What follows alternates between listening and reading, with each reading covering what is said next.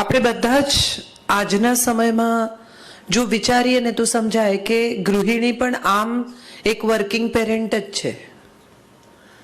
માં 24 કલાક પહેલા જેમ ઘરમાં રહેતી હતી એમ હવે માં 24 કલાક ઘરમાં નથી હોતી. વ્યવસાય કરે છે કે નહીં એ અલગ વાત છે, પ્રોફેશનલી કશું કરે છે કે નહીં એ અલગ વાત છે, પણ વ્યવસાય ન કરતી માં પણ 24 કલાક ઉપલબ્ધ છે એવું નથી. એટલે વાત તો ત્યાંથી શરૂ થાય છે કે parents working or not working. IVF વિશે એમણે કહ્યું કે બાળક તો હોવું જોઈએ તો બાળક સાથે ડીલ થઈ શકે. એકચ્યુઅલી આઈવીએફ નું વિજ્ઞાન એ આ દેશ માટે નવું વિજ્ઞાન નથી. ગાંધારીના શરીરમાંથી 2.5 વર્ષે માંસનો લોચો જન્મે છે અને એને 100 ઘડામાં વિભાજિત કરીને ઘી ભરીને મૂકવામાં આવે છે. આ એ સમયનું ઇન્ક્યુબેટર હશે એમ આપણે માની શકીએ. કુંતીને કહેવામાં આવે છે કે તું જે દેવનું આહ્વાન કરીશ એ આવશે અને તને સંતાન આપશે. આ ડોનર હોઈ શકે. ઇટ ઇઝ નોટ નેસેસરી કે એક દેવ સાથે કુંતીનો સંબંધ થયો હોવો જોઈએ. એ દેવે આવીને કુંતીને બાળક આપ્યું. બાળક આપ્યું એટલે શું કર્યું? તો ડોનરની વ્યાખ્યા પણ એ સમયે તમે બહુ સ્વાભાવિકતાથી માની શકો કે દેવ ડોનર હશે જેના વીર્યમાંથી આ બાળકનો જન્મ થયો.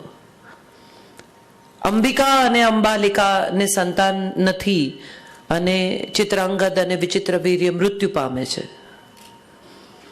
અને સત્યવતી નિર્ણય કરે છે એ બંનેની સાસુ તરીકે કે વેદવ્યાસ આવશે અને નિયોગ કરશે. આ નિયોગ શું છે? સ્પર્મ ડોનર છે. આવીને પોતાનું સંતાન વિધવા સ્ત્રીને આપી જાય છે જેથી બ્લડ લાઈન ચાલુ રહે. અને આવા તો બહુ કિસ્સા છે આપણી પાસે વેદોના, પુરાણોના, શાસ્ત્રોના, જેમાં આપણી પાસે બાળકના જન્મ વિશેની જાત જાતની કથાઓ મળે છે.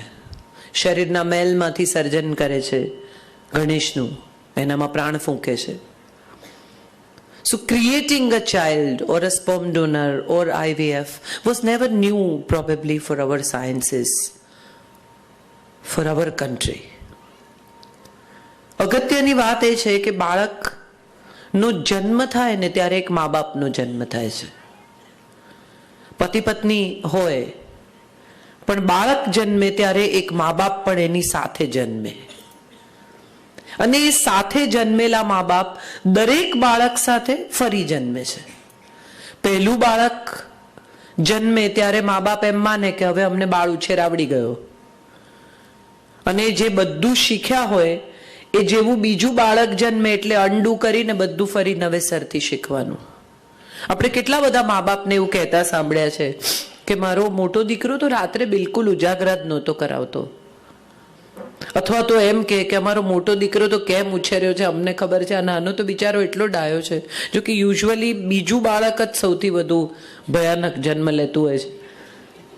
પહેલું બાળક તો તમને એક્સપિરિયન્સ આપતું હોય પેરેન્ટહુડનો, તમને એટલી મજા પણ આપતી હોય, અને આપણે પણ લર્નિંગના પ્રોસેસમાં હોઈએ એટલે લર્નિંગના પ્રોસેસમાં આપણી પણ કેટલી બધી એવી પ્રવૃત્તિઓ હોય કે જે તમને બધી તમારા વિશે પણ નવાઈ લાગે. બાળક તો પહેલી વાર હસે, રડે, પગલા પાડે, દાંત આવે ત્યારે બધી વાતમાં નવાઈ લાગે જ, પણ મા બાપ તરીકે આપણા બિહેવિયર વિશે પણ આપણને નવાઈ લાગે. રજનીશે બહુ સરસ એક વાત કહી છે કે તમે 5 ફૂટના હો, 5.5 ફૂટના હો, 6 ફૂટના હો, અને કોઈ 25-30 ફૂટનો માણસ તમને આમ કરીને રમાડે તો તમને કેવું લાગે? વિચારી જુઓ એક કલ્પના તરીકે કે તમારી હાઈટ 6 ફૂટની હોય અને એક 30 ફૂટનો માણસ તમને આમ કરીને રમાડે. કેટલું ભયાવહ દ્રશ્ય હોય. 30-35 ફૂટનો માણસ તમને રમાડવા આવે તો બાળકને, સૂતેલા બાળકને કેવો આ ડોલ્બી સાઉન્ડમાં ઉપરથી દેખાતું હશે, 3D પિક્ચર, અને એમાં આપણે બધા જાત જાતના મોઢા કરીએ. આપણને એમ લાગે કે આપણે ફની છીએ, પણ બાળક માટે તો એ ભયજનક એક્સપિરિયન્સ હોય છે. ટ્રોમા ત્યાંથી જ શરૂ થાય છે કે આટલી મોટી સાઈઝનું માણસ એની નાની નાની દુનિયાની અંદર આવીને એના પર જળુંબે, અને દરેક માણસ આવીને એને જળુંબે ને આમ અડે ને કંઈક આમ કરે ને કંઈક મચડે ને કંઈક બીજું કરે ને એને ત્યારથી જ એટલી સમજણ પડી જાય કે આ જે માણસોની દુનિયા છે ને એ લોકો સખે જીવવા નહીં દે, જંપવા નહીં દે મને. એ પછી થોડું મોટું થાય, 8, 9, 10 મહિનાનું ઇન્સ્ટ્રક્શન લેતું થાય એટલે આપણે એનો ટેલેન્ટ શો કરીએ. નાક બતાવો, આંખ બતાવો, દાંત બતાવો અંકલને. એટલે એને પણ ધીરે ધીરે ટેવ પડી જાય. 1-2 વખત ના પાડે પછી એને પણ થાય કે આ 10 વાર કહેશે એના કરતા ઈ કરીને બતાવી દો, વાત પૂરી કરો, આગળ વધો.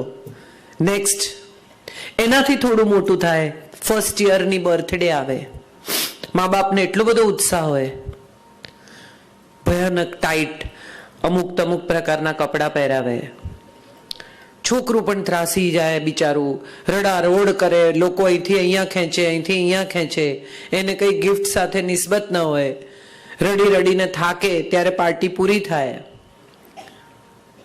આપણે બાળ ઉછેર નામના શબ્દ સાથે બહુ લેવા દેવા જ નથી. પહેલી તો પેરેન્ટ ઉછેર કરવો જોઈએ એવું મને હંમેશા લાગે છે. મા બાપ થવાનું લાયસન્સ હોવું જોઈએ, અને એ લાયસન્સ એક બાળક ઇસ્યુ કરે. આજુબાજુવાળાના કોકના છોકરાને લાવી 1 વીક રાખવાનું, અને 1 વીક રહ્યા પછી એ છોકરું એમ કે હા આ લોકોને વાંધો નથી, તો એમને માતા પિતા થવાની છૂટ મળવી જોઈએ. Being parent is a very very technical subject. Most of the people don't think. For them it's a biological accident. They want to become parents, they want to have that bloodline, they want to relive, they want to whatever.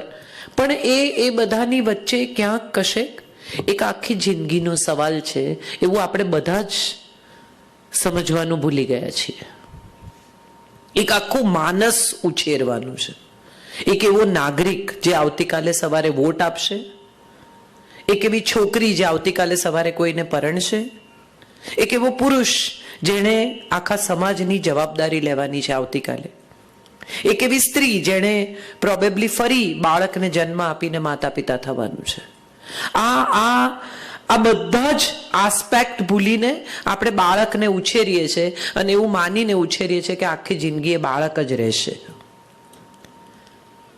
Adult થાય ત્યાં સુધીના કેટલા પડાવમાંથી એક બાળક પસાર થાય છે.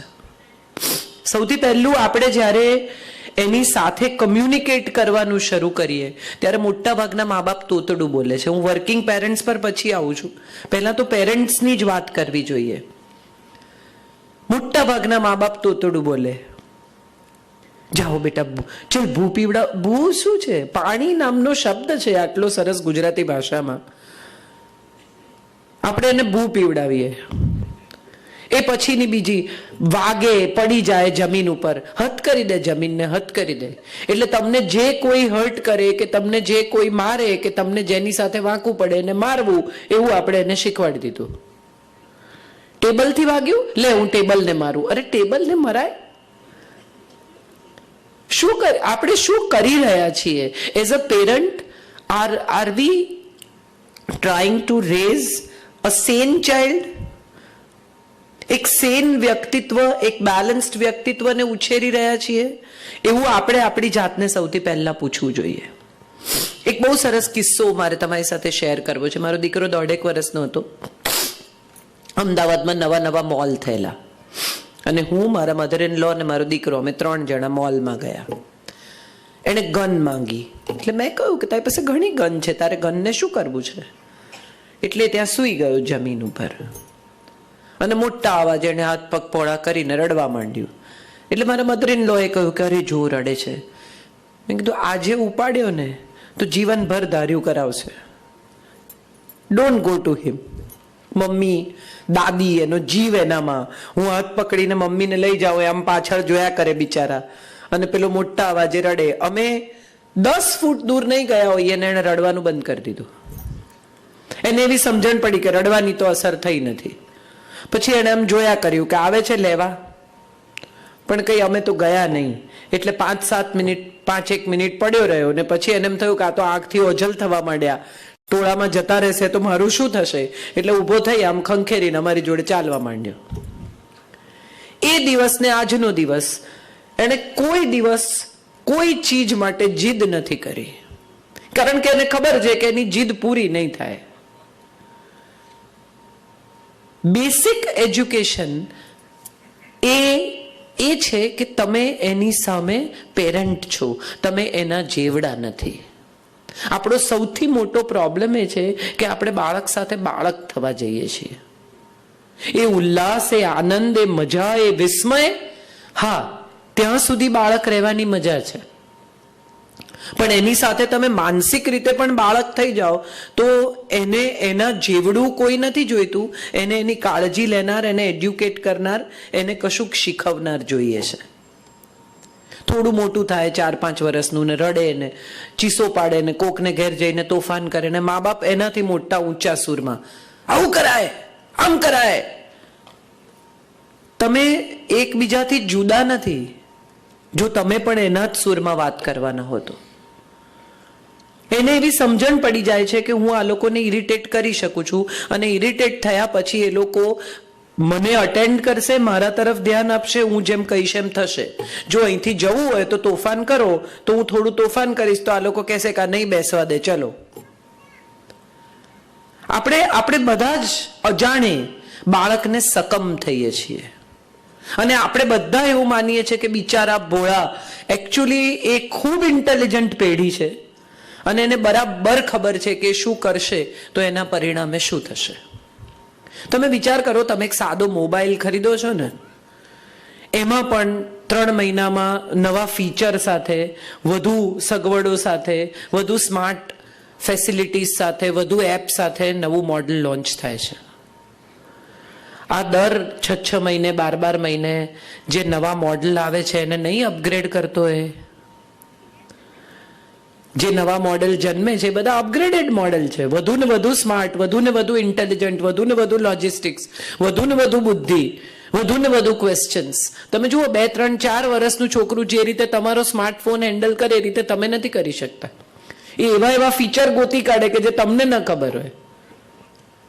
એક છોકરો ને એના પપ્પાને 2 જણાને બહુ આર્ગ્યુમેન્ટ થાય ભણવા વિશે. એટલે એક દિવસ એના પપ્પાએ પોતાનું રિપોર્ટ કાર્ડ શોધી કાઢ્યો અને છોકરાને કહ્યું કે જો આ જો, ગુજરાતીમાં તારા 24, મારા 34, ગણિતમાં તારા 22, મારા 42, હિન્દીમાં તારા 28, મારા 38, જો તો. એટલે છોકરાએ રિપોર્ટ કાર્ડ હાથમાં લીધું, પપ્પા સામે જોયું ને કહ્યું કે મારા 50 માંથી છે, તમારા 100 માંથી છે. આ આખી જનરેશન જે હવે આવી છે ને એની સાથે ડીલ કરવા માટે સૌથી પહેલી જો કોઈ ચીજ શીખવાની હોય, વર્કિંગ ઓર નો વર્કિંગ, તો એ છે પેશન્સ. અખૂટ ધીરજ એ સૌથી મોટી અને સૌથી મહાન જરૂરિયાત છે અને વર્કિંગ પેરેન્ટ્સ પાસે એનો સૌથી સદંતર અભાવ છે. આંખ ખુલે અને બાળક હજી જાગે એટલે પહેલું વાક્ય શું સાંભળે? જલ્દી કર,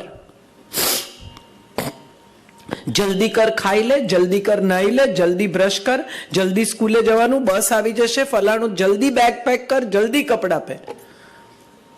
અને આ બધા જલ્દી જલ્દી જલ્દી જલ્દીમાં એક એવો સમય આવે કે જ્યારે એ 14-15 વર્ષનું થાય ને ઊભું ઊભું ખાય ત્યારે મા બાપ કે જરા બેસીને ખાને શાંતિથી. પણ all the time that the child has been trend જલ્દી કર, હરીફાઈમાં. કેટલા બધા પેરેન્ટ્સને હું એવા ઓળખું છું, વર્કિંગ પેરેન્ટ્સને, કે એના બાળકને એટલા માટે પ્રવૃત્તિઓ કરાવે છે કારણ કે એ ત્યાં ઓક્યુપાઈડ રહે અને પોતે પોતાનું કામ કરી શકે. સ્વિમિંગમાંથી કાઢીને સ્કેટિંગમાં, ને સ્કેટિંગમાંથી કાઢીને પેઇન્ટિંગમાં, ને પેઇન્ટિંગમાંથી કાઢીને અહીંયા ને. કેમ? કારણ કે એ બિઝી છે તો બાળક પણ બિઝી રહે. એને પણ કોઈક એવી પ્રવૃત્તિ આપવી કે જેનાથી એને એ સચવાય. એકચ્યુઅલી એને ખરેખર આ બધી પ્રવૃત્તિ કરવી છે કે નહીં એવું પહેલા એને પૂછો. અને ડોક્ટર પેરેન્ટ્સ છો, એટલે તમારી કેટલીક નૈતિક જવાબદારીઓ છે જેને આપણે થોડીક જુદી રીતે જોઈ શકીએ. પણ મોટા ભાગના પેરેન્ટ્સ જે કામ કરે છે એ મોટા ભાગના પેરેન્ટ્સ પોતાના એમ્બિશનમાં, પોતાની દોડમાં, પોતાની હરીફાઈમાં એવું ભૂલી જાય છે કે બાળકને જો કંઈક જોઈતું હોય ને તો એના પેરેન્ટ્સનો સમય છે. વસ્તુ સાથે એને બહુ નિસ્બત નથી. એને આપેલું રમકડું એ કેટલી વાર રમે છે? 15 મિનિટ, 20 મિનિટ, 25 મિનિટ, અડધો કલાક. પછી એ રમકડું ક્યાંય ધૂળ ખાતું હોય છે અને દિવસો સુધી એને રમકડું કે ગેમ કે વસ્તુમાં બહુ રસ નથી પડતો. અને આ તમને કદાચ લાગશે કે હું ડાઈ વાતો કરું છું, but I quit my job of Hindustan Thomson when I decided to become a mother and I stayed home for 10 long years till my son went full time school. એટલે 10 થી 5 સ્કૂલે જતો થયો ત્યાં સુધી મેં કામ નથી કર્યું. અને બહુ કોન્શિયસ, બહુ વિચારીને, બહુ શાંત ચિત્તે લીધેલો નિર્ણય હતો કે એ પછી મને એનો અફસોસ પણ ન થાય. મારે એ વિશે પણ વાત કરવી છે કે ઘણી મધર્સ અમુક વખતે ઇમોશનમાં આવીને કે પેશનમાં આવીને કે કોઈની અસરમાં આવીને એવો નિર્ણય લઈ લે કે હું 5 વર્ષ ઘરે રહીશ. બાળક હજી તો જન્મે, તમે તો બધા ડોક્ટર્સ છો, પ્રેગ્નન્સી બ્લૂઝથી શરૂ કરીને, નિયોનેટલ બ્લૂઝથી શરૂ કરીને પછી તો એમ લાગવા માંડે કે વર તો રખડ્યા કરે છે અને હું તો ઘરે આની જોડે બંધાઈ ગઈ, મારે આખો દિવસ આનું ધ્યાન રાખવું પડે છે. મા ને દીકરો 2 જ જણા હોય કે મા ને દીકરી 2 જ જણા હોય અને 24 કલાક તમારે એને એન્ટરટેન કર્યા કરવું પડે, એના સમય સાચવ્યા કરવા પડે. અને બાળક નથી સમજતું કે તમે શું ત્યાગ કર્યો છે. તમે તમારી કેટલી મહાન કારકિર્દી છોડીને આ ફાલતુ કામની અંદર તમારો સમય વેડફી રહ્યા છો એની એને નથી ખબર. એટલે એ તો તમને કોઈ પણ સામાન્ય મધરની જેમ ટ્રીટ કરે છે. એને નથી ખબર કે મારી મા પાસે MBBS MD ડિગ્રી છે. So for the child, the mother is the same for whatever reason. અને પછી એ જ્યારે તમારી સાથે તમે તમારો કંટાળો, તમારું ફ્રસ્ટ્રેશન, તમારું ઇરિટેશન એ બધું જ સાંજના છેડે કાં તો પતિ પર નીકળે છે અને કાં તો દિવસભર બાળક પર નીકળે છે.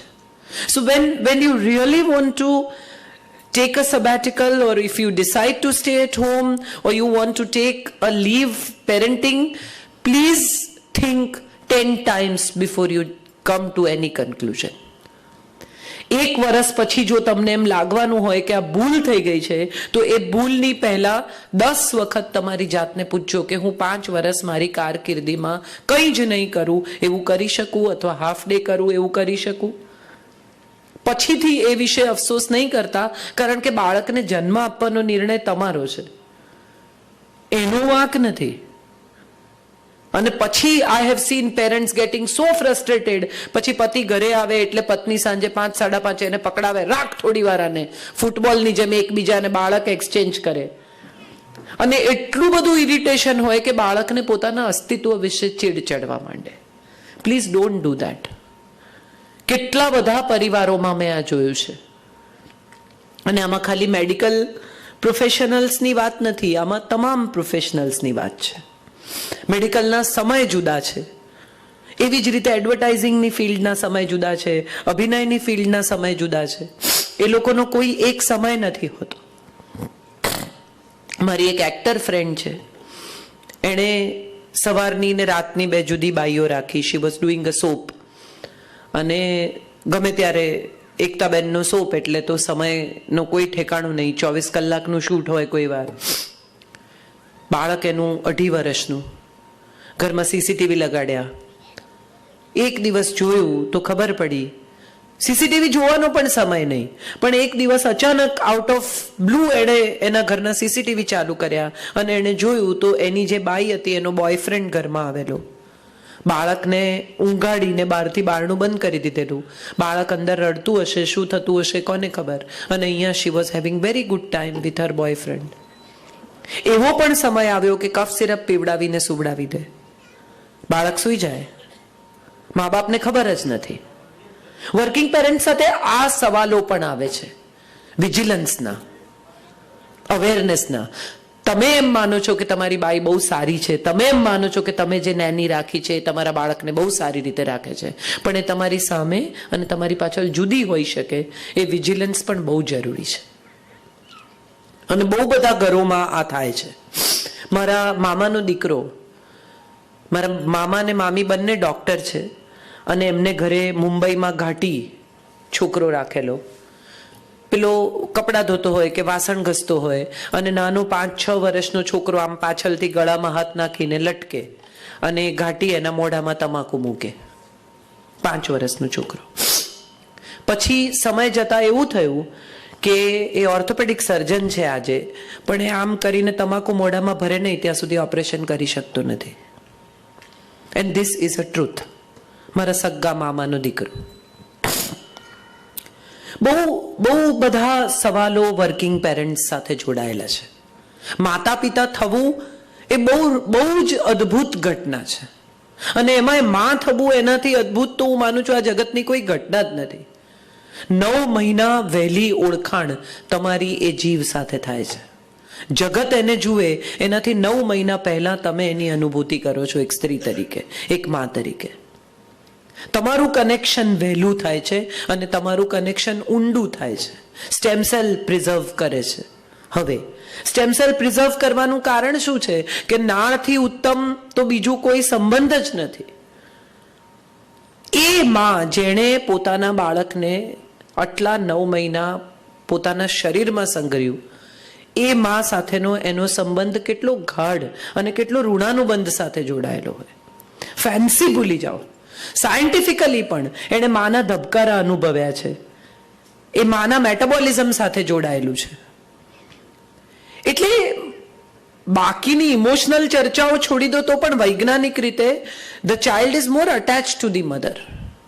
And when the child is in certain ways ignored or mother's irritability works really hard on the child.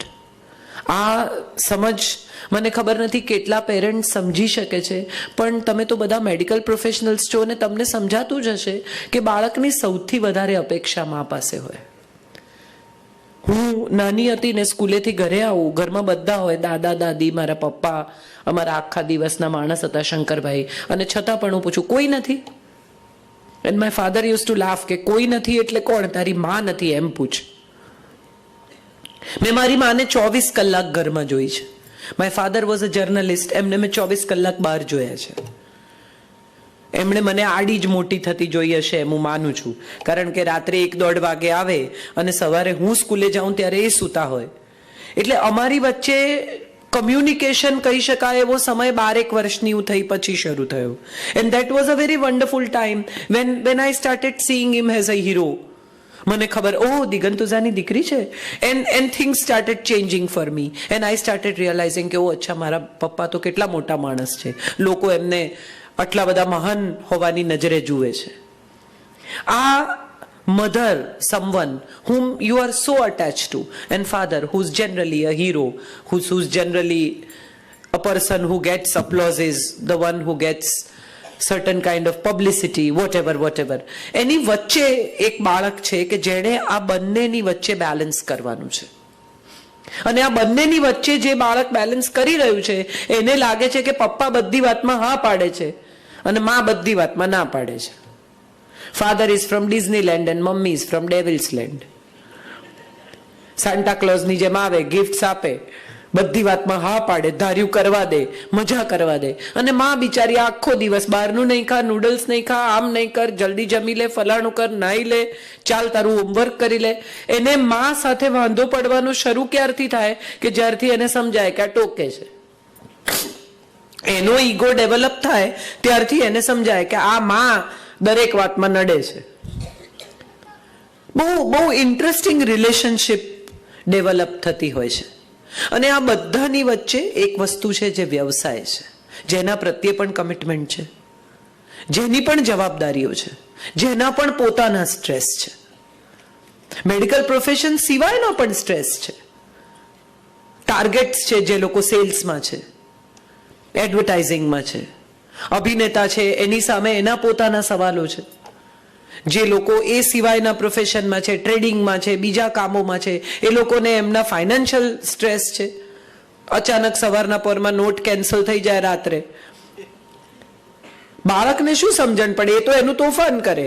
ઘરમાં કેશ 50 લાખ રૂપિયા પડ્યા છે, એનું શું થશે એ બાપની ચિંતા છે. અને એ જ સમયે જો બાળક ગ્લાસ ફોડે કે બીજું કંઈ કરે તો પેલી નોટ કેન્સલ થઈ એનો ગુસ્સો બાળક પર ઉતરે. આપણને બધાને લાગે છે કે આપણે બધા એને ડિસિપ્લિન કરીએ છીએ. એકચ્યુઅલી ગુસ્સો કરવાથી, મારવાથી, ટોકવાથી કે વારંવાર એકની એક વસ્તુ કહેવાથી જગતમાં કોઈ ડિસિપ્લિન થયું નથી. આપણે થયા? બહુ આ વાત બહુ મુખ્ય સવાલ છે અને હું બહુ ગંભીર વાત નથી કરી રહી, એટલે થોડા તમે પણ હળવા થાવ. તમે છો એવું મને રિયલાઇઝ જ નથી થતું. એટલે મને આમ આ લાઇટને કારણે એવું લાગે છે કે હું એકલી બોલું છું અને આ ખુરશીઓ છે. કોઈ સાયકેટ્રિસ્ટ છે ભાઈ? એટલે આ ખાલી ખુરશીઓ સામે બોલવું એ પણ એક કળા છે. પણ મજાની વાત એ છે કે આપણે બધા બેસિકલી બહુ લાગણીશીલ પેરેન્ટ્સ છીએ, બહુ ઇમોશનલ. લગભગ દરેક મા બાપને પોતાના બાળક માટે અતિશય સ્નેહ હોય છે.